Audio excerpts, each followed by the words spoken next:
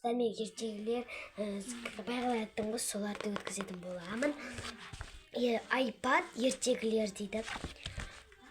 Үштен оқпен Ифа Рухан дегендер, бұршақ үстіндегі ханша дегені, сыйлық деген, табиғат деген,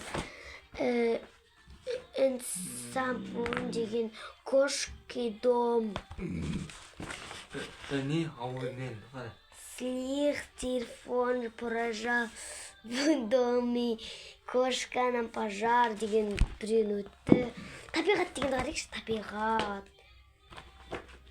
Табиғатты ат жатат. Біздің қасымызда тәте бар, кел тәте. Тәте кешеш, фото түсеміз. Біздің қасымда, мен қасымда тәте бар, кел тәте.